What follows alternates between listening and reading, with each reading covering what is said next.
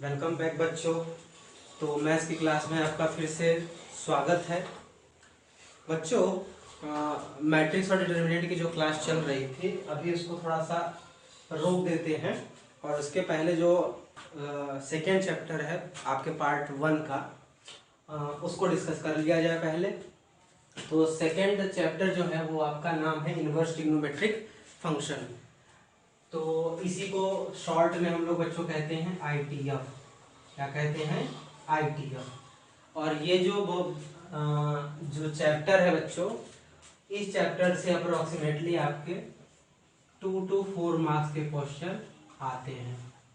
यानी कि इस लिहाज से ये चैप्टर भी इम्पोर्टेंट है। मैट्रिक्स और डिटर्मिनेंट से तो 10 to 14 मार्क्स आते हैं, लेकिन इससे 2 to 4 मार्क्स इससे आते हैं। एक 1 मार्क्स क्वेश्चन जरूर आता है और एक 2 मार्क्स क्वेश्चन जरूर इससे आते हैं। और ये चैप्टर काफ़ी आसान है, चलिए इसको सीखते हैं। तो बच्चों, इसको सीखने से पहले हम जानते हैं कि सबसे पहले क्या होता है ट्रिग्नोमेट्रिक।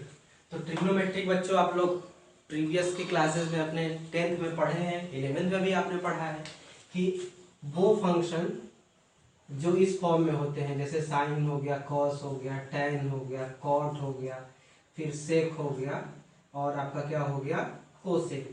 तो 10th में आप इसको कहते थे ट्रिग्नोमेट्रिक रेशियो। फिर जब आप आगे की क्लास में आए तो इस ट्रिग्नोमेट्रिक रेशियो को आप क्या कहने लगे, ट्रिग्नोमेट्रिक फंक्शन का नाम दे दिया आपने इसको।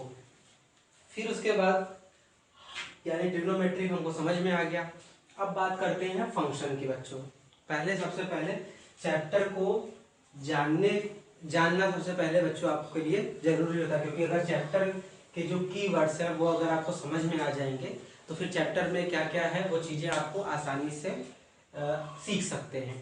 तो चलिए, तो हमको पता चल गया कि ट्रिग्नोमेट्रिक क्या होता है, कि ये जो ट्रिग्नोमेट्रिक रेशियो हम 10th में कहते थे उसी को हम अब क्या कहते हैं, ट्रिग्नोमेट्रिक फंक्शन कहते हैं। बस थोड़ी सी लिमिटेशन हो जाती है, उस लिमिटेशन को चलिए जानते हैं। तो सबसे पहले बच्चों फंक्शन क्या होता है, तो फंक्शन आप प्रीवियस क्लास में पढ़े हैं। ये कुछ नहीं है बच्चों, ये एक तरह का क्या है, मैपिंग है। ठीक है, क्लास 11th में आपने पढ़ा होगा, लेकिन मैं स्टार्टिंग से इसको समझा रहा हूँ ताकि आपको क्लियरिटी हो सके। तो फंक्शन मतलब क्या होता है, मैपिंग। और ये मैपिंग खास है। ये मैपिंग क्या है, इस मैपिंग को बोलते हैं 1 to 1 मैपिंग बोलते हैं। इसका ये मतलब है कि मैपिंग मतलब क्या होता है, रे डायग्राम ड्रॉ करना, जिसको एरो डायग्राम भी कहते हैं, जिसको क्या कहते हैं, आपका एरो डायग्राम कहते हैं। तो इस एरो डायग्राम में या 1 to 1 मैपिंग में इधर आपका एक एलिमेंट दूसरे इधर एक रहेगा जिसको हम लोग सेट कहते हैं, या इसको कह सकते हैं 1 to 1। और फिर पहले अगर आप जोड़ना चाहें तो 1 to 1 किसकी मैपिंग होगी, तो सेट की मैपिंग होगी। यानी एक सेट का दूसरे सेट के साथ 1 to 1 मैपिंग को ही हम लोग क्या कहते हैं, फंक्शन कहते हैं। चलिए इसको ठीक से समझते हैं। तो एक एग्जांपल लेते हैं। तो सपोज करिए बच्चों कि आपके पास एक सेट ए दिया है, ए बी और सी, और दूसरा सेट दिया है आपको 1 2 3। ठीक, तो फंक्शन बच्चों हम लोग ऐसे डिफाइन करते हैं, फंक्शन को दिखाते हैं जब से इसको लिखते हैं a to b, या तो ऐसे रिप्रेजेंट करते हैं या फिर इसको ऐसे रिप्रेजेंट करते हैं, फंक्शन a to b। या फिर एक और तरीका है, उससे रिप्रेजेंट करते हैं बच्चों, तो उसको लिखते हैं a फंक्शन b। यानी कि 3 तरीके से फंक्शन को दिखा सकते हैं, या तो a to b, या फिर a to b इस तरह से, या फिर इस तरह से। तीनों में से कोई भी तरीका आप यूज कर सकते हैं फंक्शन को डिफाइन करने के लिए। अब फंक्शन होता क्या है, तो हमने कहा कि ये सिंपली मैपिंग है एक सेट का दूसरे सेट से 1 to 1। तो बना लेते हैं। जब भी आप एरो डायग्राम बच्चों बनाते हो तो ऐसे 2 सर्कल बना देते हैं, और इस सर्कल में पहला वाला सेट होता है और इस सर्कल में दूसरा वाला सेट होता है। यानी ये पहले वाले सेट के लिए सर्कल है और ये क्या है, दूसरे वाले सेट के लिए सर्कल है। तो इसमें कौन से एलिमेंट होंगे, तो इसमें एलिमेंट होंगे आपके फर्स्ट सेट के, और इसमें कौन से एलिमेंट होंगे, इसमें एलिमेंट होंगे आपके सेकंड सेट के। तो अगर फंक्शन ये डिफाइन होगा तो इसमें क्या होगा कि इस सेट का एक एलिमेंट इस सेट के एक एलिमेंट से क्या होगा, मैप्ड होगा। यानी कि यहाँ पे ए किससे मैप है, 1 से, बी किससे मैप है, 3 से, सी किससे मैप है, 2 से। यानी यहाँ पे हर एक एलिमेंट के करेस्पॉन्डिंग इसमें आपको क्या मिल रहा है, एक एलिमेंट मिल रहा है।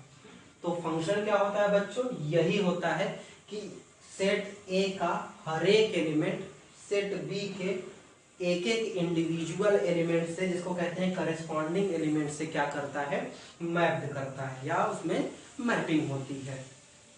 अब फंक्शन से रिलेटेड ये चीजें आप 11th क्लास में सीखे हो। फंक्शन से रिलेटेड कुछ और चीजें आप सीखे थे, उसको रिवाइज करा देते हैं।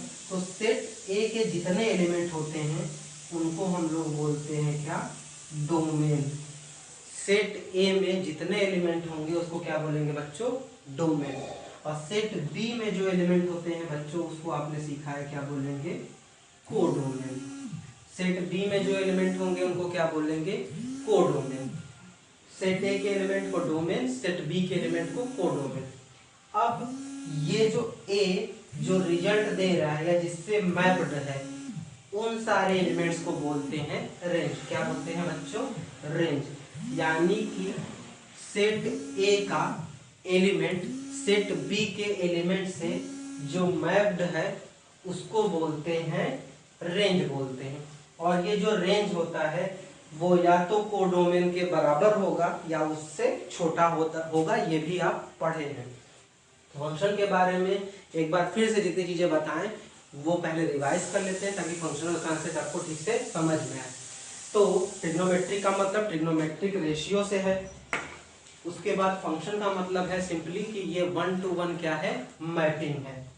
अब 1 to 1 मैपिंग है किसमें, एक सेट से दूसरे सेट में। तो हमने एक सेट ले लिया है और फंक्शन को रिप्रेजेंट कैसे करते हैं, ये 3 तरीके मैंने बताए। अब एक एग्जांपल से समझने के लिए एक सेट ए ले लिया, एक सेट बी ले लिया और इसका एरो डायग्राम ये बना दिया। अब सेट ए के एलिमेंट को डोमेन कहते हैं, सेट बी के एलिमेंट को कोडोमेन कहते हैं। और सेट ए का जो एलिमेंट सेट बी से मैप्ड है, जो एलिमेंट सेट बी से मैप्ड है उसको हम कहते हैं रेंज कहते हैं। और कोडोमेन रेंज से बड़ा होगा या तो उसके इक्वल हो सकता है। आगे के वीडियो में और कंटिन्यू करते हैं।